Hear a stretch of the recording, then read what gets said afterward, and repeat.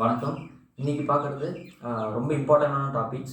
அதுக்கு முன்னாடி ஒரு 2 இன்ஃபர்மேஷன் ஒரு இமீடியட்டாக பாஸ் பண்ண வேண்டிய இன்ஃபர்மேஷன் சொல்கிறேன். அது யாருக்காவது யூஸ்ஃபுல்லாக இருந்தால் அதை யூஸ் பண்ணிக்கங்க. என்ன அப்படின்னா, அண்ணாமலை யூனிவர்சிட்டியில் டிஸ்டன்ஸ் எஜுகேஷன் இருக்கு இல்லைங்களா, அது 15ஆம் தேதி, இப்போ இந்த மாதம் 15ஆம் தேதி வரைக்கும் ஓப்பனில் இருக்குது. நீங்கள் அது போய் அப்ளை பண்ணது தான் பண்ணிக்கங்க. எதுக்காகனா, இந்த டிஎன்பிசி படிக்கிறீங்க, பிஎஸ்டிஎம் தமிழ் வழியில் படிக்கிறோன்னு சொல்கிறோம் இல்லைங்களா, அந்த மாதிரி வேணும்னா நீங்கள் இந்த டைம் போய் அப்ளை பண்ணிக்கோங்க. யூஸ்ஃபுல்லாக இருக்கும். 2 மாதத்தில் நீங்கள் ஃபஸ்ட் இயர் முடிச்சிருவீங்க.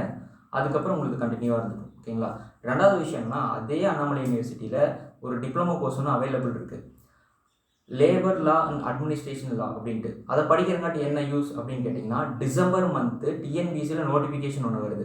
என்ன அப்படின்னா, அசிஸ்டன்ட் கமிஷனர் இன் லேபர், டைரக்டாக அசிஸ்டன்ட் கமிஷனர் போஸ்டிங்கானது. அந்த போஸ்டிங் இப்போ நான் ஒரு டிகிரி பண்ணியிருக்கேன், நீங்கள் ஒரு டிகிரி பண்ணியிருக்கீங்க அப்படின்னா நாட் எலிஜிபிள். இந்த டிப்ளமோ கோர்ஸ் இதே மாதிரியே சில டிப்ளமோ கோர்சஸ் எல்லாம் இருக்குது. அது பண்ணியிருக்கிறீங்க மட்டும்தான் அந்த எக்ஸாமுக்கு அப்ளைவே பண்ண முடியும். ஸோ இது ரெண்டையும் மைண்டில் வச்சுக்கோங்க. மூணாவது ஒரு இன்ஃபர்மேஷன் என்னன்னா, எஸ்சி/எஸ்டி இருக்காங்க இல்லையா, அவங்க டிஎன்பிசி குரூப் 1 எக்ஸாம் கிளியர் பண்ணாலும் அண்ட் யூபிஎஸ்சி எனக்கு கொஞ்சம் டவுட்டாக இருக்குது, அதை நான் கிளாரிஃபை பண்ண சொல்கிறேன் நெக்ஸ்ட் வீடியோவில். அதுலேயும் ப்ரிலிம்ஸ் கிளியர் பண்ணாங்க அப்படின்னா 50,000 ரூபா உங்களுக்கு கிடைக்கும். அதை ஃபர்தர் வீடியோவில் சொல்கிறேன். அடுத்தது செகண்ட் இதுக்கு போகலாம். EVM machine, electronic voting machine.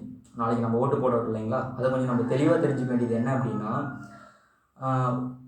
அதில் நிறையா சிம்பிள்ஸ் இருக்குது, நம்ம ஓட் போடுவோம். Okay right.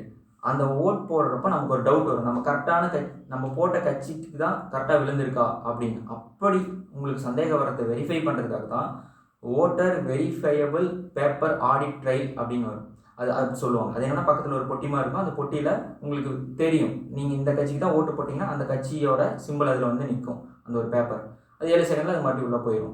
அந்த 7 செகண்ட் வரைக்கும் நீங்கள் அதை பார்த்துக்கலாம். நீங்கள் போட்டது கரெக்டு தான் அப்படின்னு ஃபீல் பண்ணிட்டீங்கன்னா ஓகே. இல்லை, நான் போட்டது ஒரு கட்சிக்கு ஆனால் வந்தது ஒரு கட்சிக்கு அப்படின்னு நீங்கள் ஃபீல் பண்ணிங்கன்னா, அங்கே ஆஃபீஸர் இருப்பாங்க, அவங்ககிட்ட நீங்கள் கம்ப்ளைண்ட் பண்ணலாம். அப்படி நீங்கள் கம்ப்ளைண்ட் பண்ணும்பொழுது அவங்க வந்து செக் பண்ணி பார்ப்பாங்க. செக் பண்ணி பார்க்குறப்போ ஆமாம் நான் சொன்னது ரைட்டு தான் அப்படிங்கும் பொழுது ஃபர்தராக அவங்க என்னென்ன ஆக்ஷன் எடுத்து அதை சால்வ் பண்ண முடியுமோ சால்வ் பண்ணுவாங்க. இல்லை ஒருவேளை எனக்கு தப்பாக சொல்லியிருக்கேன், அவங்க வெரிஃபை பண்ணும்பொழுது இல்லை கரெக்டாக தான் வந்திருக்கு அப்படின்னா என்னாகும், நம்ம மேலே அவங்க கேஸ் ஃபைல் பண்ணுவாங்க. எப்படின்னா 6 மாதம் ஜெயில் அல்லது 1000 ரூபாய் ஃபைன். இது ரெண்டில் ஏதோ ஒன்று கொடுக்கலாம். இல்லை அப்படின்னா இது ரெண்டையுமே கொடுக்கலாம். 6 மாதம் ஜெயில் ப்ளஸ் உங்களுக்கு 1000 ரூபாய் ஃபைனும் கூட தண்டனை வாங்குறதுக்கு பாசிபிலிட்டிஸ் இருக்குது. ஓகேங்களா. இன்னொரு டவுட் இருக்கலாம், நான் ஓட்டு போடுறேன், 2வது தடவை அமுத்தினா எனக்கு மறுபடியும் இன்னொரு 2 ஓட்டு என்னால் போட முடியுமானா அப்படி கிடையாது. நம்ம ஒரு ஓட்டு போட்டதையுமே 2வது ஓட்டு உங்களால் போட முடியாது. ஏன் அப்படின்னா, அந்த ஆஃபீஸ் இருக்காங்களே அவங்களோட கண்ட்ரோலில் தான் இருக்குது. நீங்கள் ஒரு ஓட்டு போட்டுட்டீங்க அப்படின்னா அவங்க அடுத்த ஓட்டு போடுறதுக்கு உங்களை விட மாட்டாங்க, அவங்களோட கண்ட்ரோலில் தான் இருக்கும். ஓகேங்களா. இன்னொரு டவுட் வரும் நமக்கு, இதனால் என்ன யூஸ் அப்படிங்கிறது. இப்போது 100 ஒரு பூத்தில் ஒரு 1000 ஓட்டு போல ஆகிடுன்னு வச்சுங்களேன். அதே மாதிரியே அந்த பேலட் இருக்குங்களா, அது 1000 ஒரு கிராஸ் வெரிஃபிகேஷன் பண்ணிக்கலாம். ஒரு 1000 ஓட்டு தான் போட்டிருக்காங்க அப்படின்னா இங்கேயும் அது கிராஸ் வெரிஃபிகேஷன் பண்ணிக்கலாம். ஓகேங்களா. இதில் மிஸ் பண்ணிட்டு நான் அப்படியே பார்த்துக்கிறேங்க. இதில் இது இல்லை. அடுத்த டாபிக் பார்க்கலாங்களா. 3வது பார்த்தீங்கன்னா, இந்த பூத் ஸ்லிப் அப்படிம்பாங்க.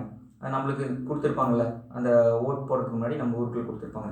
அந்த ஸ்லிப் எங்கிட்ட இல்லை அப்படின்னா ஓட் போட முடியாது. அந்த ஸ்லிப்புன்னா என்ன அர்த்தம், அங்கே நம்ம ஓட்டர் லிஸ்ட்டில் நீங்கள் எந்த தொகுதியில் ஓட்டு போடுறீங்களோ உங்களோட ஓட்டர்கள் அந்த லிஸ்ட்டில் இல்லை உங்கள் பேர் அப்படின்னா உங்களால் அங்கே ஓட் பண்ண முடியாது. அதே என்கிட்ட அந்த பூத் ஸ்லிப்பு இருக்குது ஆனால் ஓட்டர் ஐடி மிஸ் ஆயிடுச்சு அப்படிங்கும் பொழுது நீங்கள் பயப்பட வேணாம், தாராளமாக ஓட் பண்ணலாம். உங்களோட ப்ரூஃபெல்லாம் இருக்குது இல்லைங்களா, அதெல்லாம் நீங்கள் கொண்டு போய்க்கலாம்.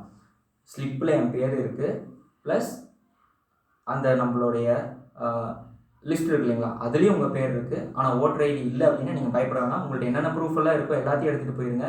நீங்கள் சும்மாவே உங்கள்கிட்ட எல்லாமே இருக்குது அப்படின்னாலும் ஆதார் கார்டு சம்திங் எல்லாம் எடுத்துகிட்டு போங்க. ஓட்டர் ஐடி இருந்தாலும் எடுத்துகிட்டு போங்க. ஏன்னா சம்டைம்ஸ் ஏஜென்ட் இல்லை இவங்க வேறு யாரோ அப்படின்னு சொல்லிட்டு சொன்னாங்க அப்படின்னாலும் சில ப்ராப்ளத்தை தவிர்க்கிறதுக்காக எல்லாத்தையும் கொண்டு போயிருங்க. அடுத்தது 4th டாபிக் பார்க்கலாம்.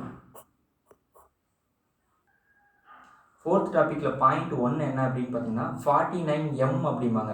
அது வந்து ரகசிய ஓட்டு.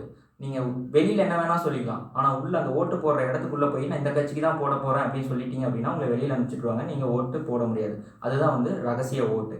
அப்புறம் 49J அப்படிங்கிறது சேலஞ்சு ஓட்டு. அதாவது நான் தான் கேசவன் அப்படின்னா ஏஜென்ட் சொல்லுவாங்க இவர் கேசவன் இல்லை அப்படின்னு சொல்லும் பொழுது நான் அது சேலஞ்ச் பண்ணலாம். அதுக்கு முன்னாடி அந்த ஏஜென்ட் இருக்கார் இல்லைங்களா, அவர் வெறும் 2 ரூபா கட்டி இவர் கேசவன் கிடையாது அப்படிங்கும் பொழுது நான் சேலஞ்ச் பண்ணுவேன். சேலஞ்ச் பண்ணி ப்ரூவ் பண்ணிட்டேன் அப்படின்னா நான் ஓட் பண்ணலாம். இல்லை நான் ப்ரூவ் பண்ணல அப்படின்னா அப்போ நானும் மாட்டிப்பேன். அல்லது சில டைம் ஏஜென்ட் தப்பாக சொல்கிறாரு அப்படின்னா ஏஜென்ட்டுக்கு வார்னிங் கொடுப்பாங்க. ஓகேங்களா?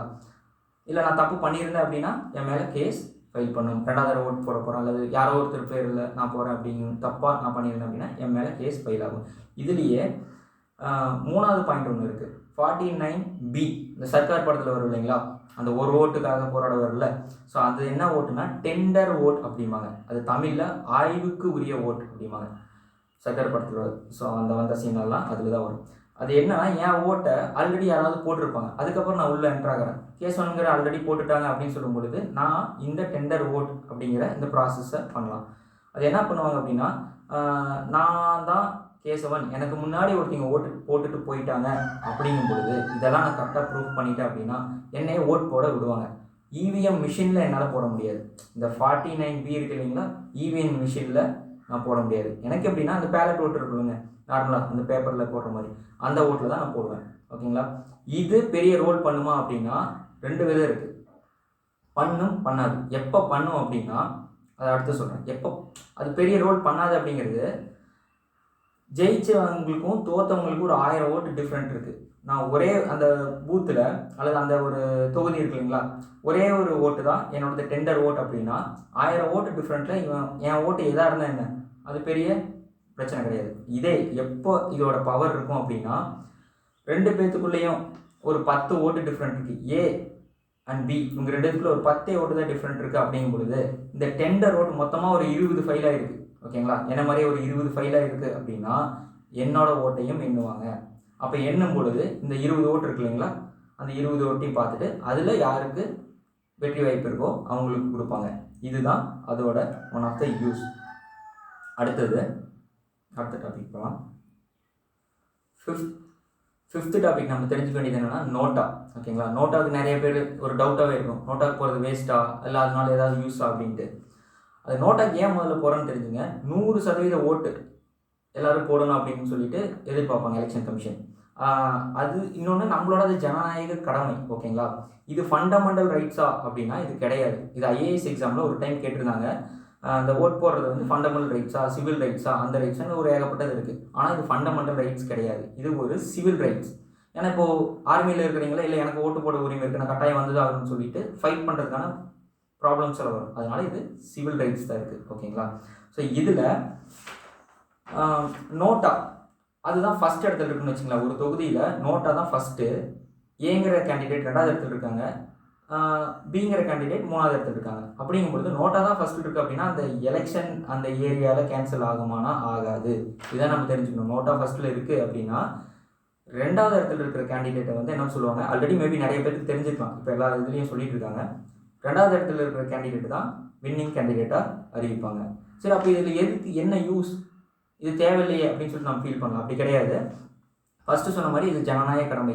எனக்கு யாருக்குமே ஓட்டு போட பிடிக்கல, எல்லாருக்கு மேலேயும் எனக்கு நம்பிக்கை இல்லை அப்படின்னு இருந்தாலுமே எனக்குன்னு ஒரு கடமை இருக்கு இல்லைங்களா, ஜனநாயக ஓட்டு போடுறது. அதனால் நீங்கள் வந்து ஓட்டு போட்டுட்டு போங்க. அதனால என்ன ஆகும் அப்படின்னா யூஸ் இருக்குது. ஒன்று,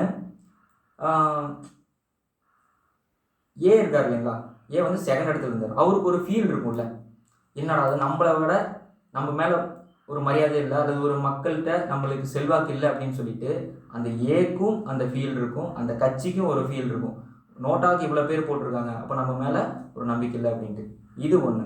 2வது வந்து பார்த்தீங்க அப்படின்னா ஏ பி அப்படின்னு 2 பேருக்குள்ளே ஒரு டிஃப்ரென்ஸ் ஓட்டு இருக்கும் இல்லைங்களா. இப்போ ஜெயிச்சிங்களுக்கும் தோத்தைங்களுக்கும் ஒரு 1000 ஓட்டு தான் டிஃப்ரெண்ட் அப்படிங்கும் பொழுது ஜெயிச்சிங்களுக்கு ப்ராப்ளம் இல்லை, விட்டுருங்க. அந்த 2வது இருக்கார் இல்லையா பி, அவருக்கு ஒரு 1000 ஓட்டு தான் பத்தாமல் போச்சு. ஆனால் அவர் இந்த பக்கம் திரும்பி பார்க்குறப்போ நோட்டாக்கு 3000 ஓட்டு விழுந்திருக்கு அப்படின்னா அவருக்குள்ளே என்ன இருந்திருக்கும், மேபி போன தடவை ரூல் பண்ணியிருக்காருன்னு வச்சுங்களேன். அப்போ இன்னும் கொஞ்சம் நம்ம நல்லது செஞ்சுருந்தா அந்த 3000 ஓட்டும் வெறுப்பு ஓட்டாக வேற எங்களுக்கு போயிருக்காதுல்ல அப்படின்னு அவங்க ஃபீல் பண்ணியிருப்பாங்க. இதுதான் நோட்டாவோட ஒரு யூஸ். அதில் இன்னொரு பாயிண்ட் என்ன, வெளிநாட்டில் நெகட்டிவ் ஓட்டுன்னு இருக்குது. சில கண்ட்ரீஸ்லாம் பார்த்தீங்கன்னா நெகட்டிவ் ஓட்டு, இப்போ எக்ஸாம் கவர்மெண்ட் எக்ஸாமில் நெகட்டிவ் மார்க்குன்னு இருக்கு இல்லைங்களா, அந்த மாதிரி நெகட்டிவ் ஓட்டு இருக்குது. ஸோ நாளைக்கு ஓட் பண்ண போகிறீங்க. ஸோ இந்த விஷயமெல்லாம் ஓரளவுக்கு நான் சொல்லியிருக்கேன். ரொம்ப இம்பார்ட்டண்டான விஷயம். முடிஞ்ச வரைக்கும் இது நல்லா இருந்தால் ஷேர் பண்ணுங்கள். மற்றபடி சப்ஸ்கிரைப், லைக் அதெல்லாம் சொல்ல மாட்டேன். நல்லா பிடிச்சிருந்தா எல்லாத்துக்கும் ஷேர் பண்ணுங்கள். நன்றி. நல்லபடியாக ஓட் பண்ணுங்கள். தேங்க்யூ.